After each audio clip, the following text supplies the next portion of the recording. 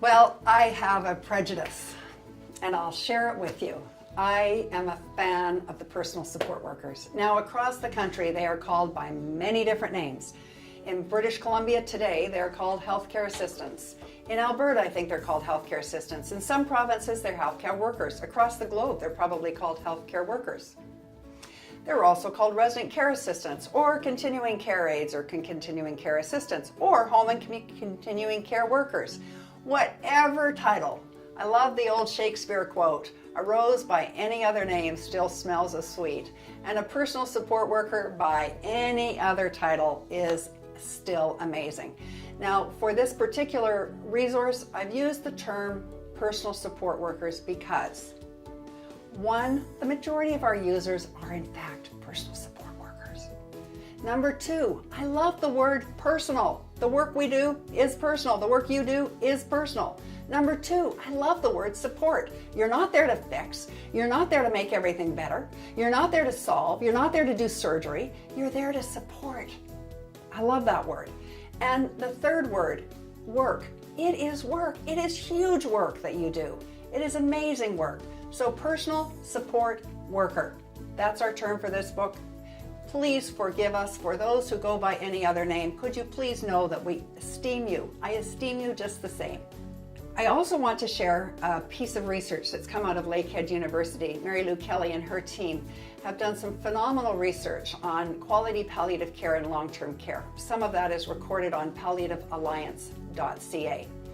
Now, they discovered in their research that 70% of the work in long-term care is done by personal support workers. 70%.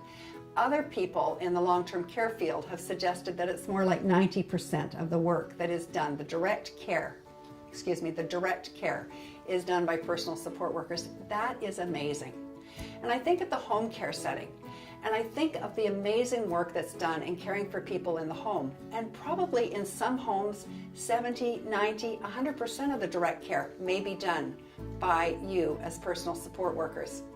I think also about the fact that there are many people who will do 5-minute appointments, 10-minute appointments, 15-minute appointments. They'll see them in a merge, they'll see them here, they'll see them in a clinic.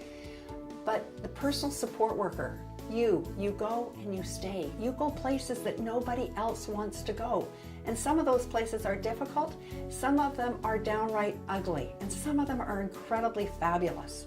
You do amazing work. Now I want to finish with just a story. There was a woman, I'll use the name Martha. She was looking after a woman who was dying, and the woman died, and I was called to the home to pronounce. It was about 11 o'clock at night. And I got there, and Martha had settled the husband with a cup of something, and the siblings, the children she had settled, they were all adult children, and the wife was there and had been, it was following her death, and she'd been laid out, and she was lying flat with a little pillow under her head, and the bedding had been cleaned up and was nice and tidy. So my job was to come and pronounce. So I came and I did what I needed to do, and we called the funeral home, and they were going to come and remove her body, and the atmosphere in the home was incredible. So I said to the daughter, "Tell me, how's this been for you?"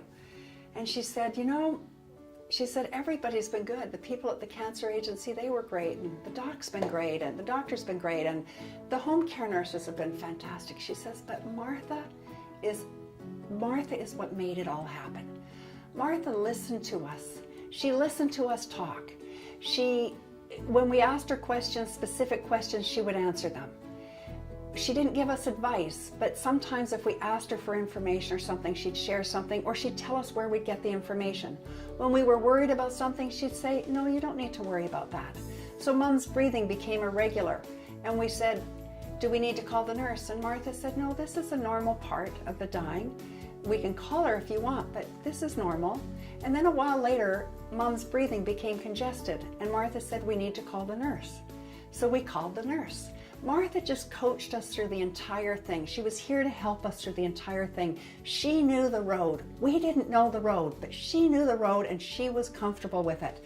And she accessed the rest of the team, and the team would just arrive, and we'd think, 'How did they get here?' Well, Martha called them. So tribute to you. Martha stands to me as an example of the amazing work that you do. I tribute you, I honor you, and I dedicate these resources to you.